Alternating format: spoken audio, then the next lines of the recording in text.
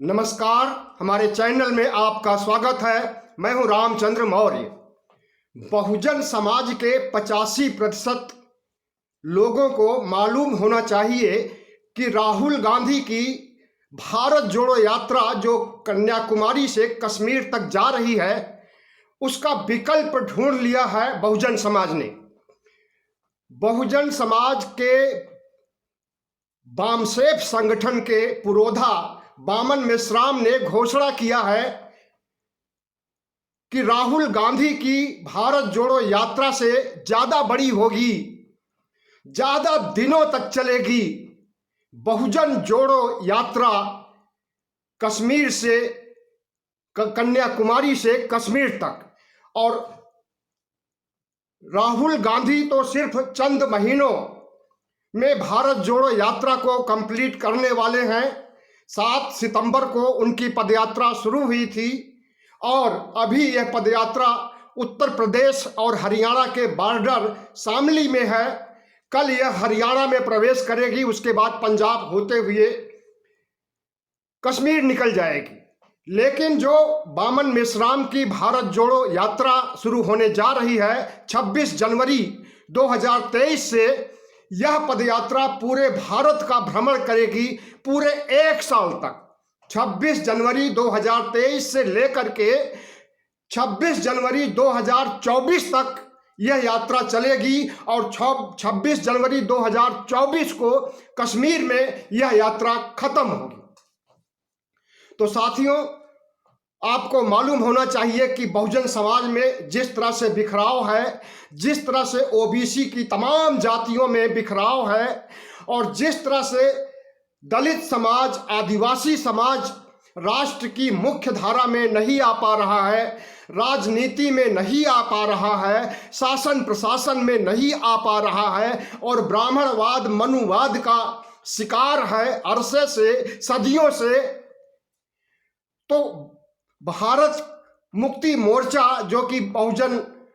समाज का सबसे बड़ा मोर्चा है, अगर इसने यह शुरुआत किया है तो यह स्वागत योग्य है। भारत मुक्ति मोर्चा के अध्यक्ष और वामसेफ के अध्यक्ष वामन मेश्राम इस पदयात्रा का संचालन करेंगे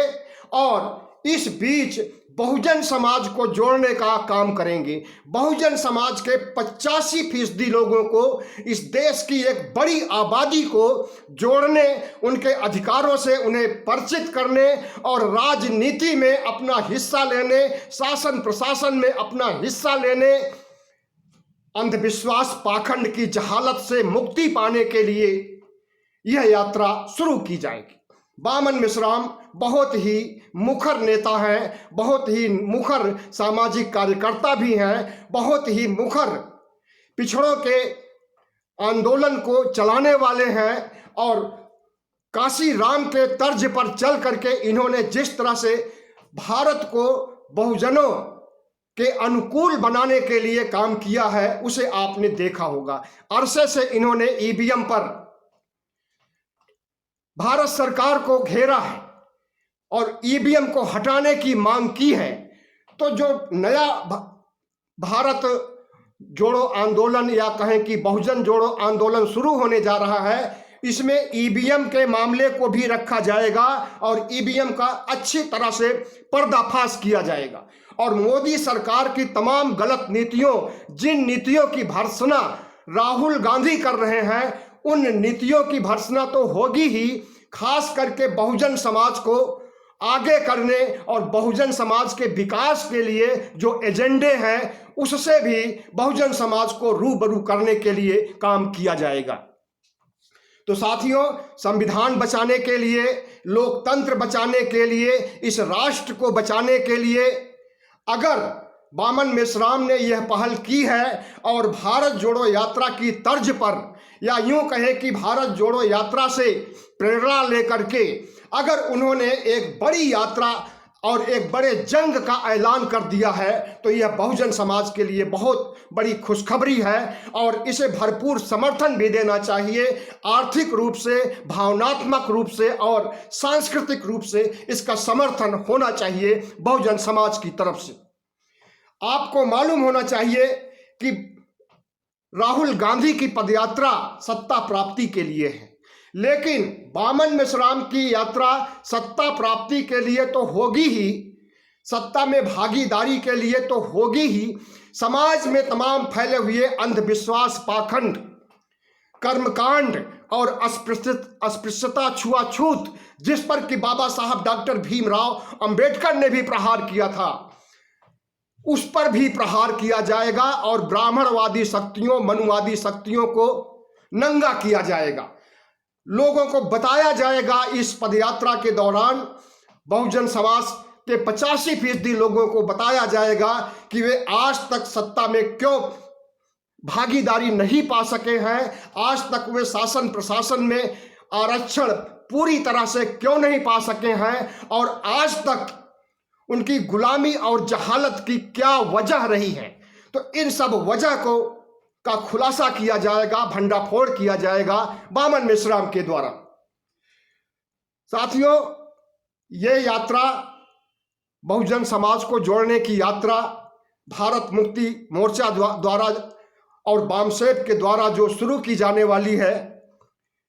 गुजरात से अरुणाचल तक, कन्याकुमारी से कश्मीर तक चलेगी पूरे 1 साल तक। और इस बीच बहुजन समाज को जगाने के लिए जो प्रयास बामन मेश्राम ने अभी तक नहीं किया है, अब वो प्रयास इन यात्राओं के दौरान किया जाएगा। इसमें बामन मेश्राम को समर्थन मिलना चाहिए पूरे बहुजन समाज से, खास करके बहुजन समाज के उन लोगों से जो सत्ता की मलाई चख रहे हैं और जो धनाढ्य हैं, संपत्ति वाले हैं, पैसे वाले हैं, उन्हें आर्थिक रूप से इनका समर्थन करना चाहिए और आर्थिक सहयोग देना चाहिए। और बाकी लोग जो कि जहालत की जिंदगी या यूं कहें कि गरीबी रेखा के नीचे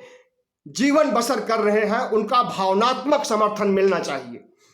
ताकि राहुल गांधी को, प्रधानमंत्री नरेंद्र मोदी को, राष्ट्रपति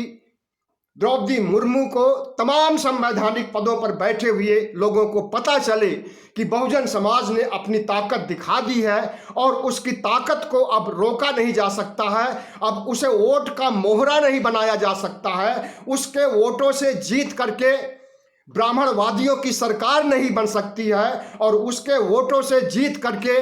ब्राह्मणवादी सत्ता में आकर के इस भारत को हिंदू राष्ट्र नहीं बना सकते हैं। यह संदेश देने का काम बहुजन जोड़ो यात्रा, या यूं कहें कि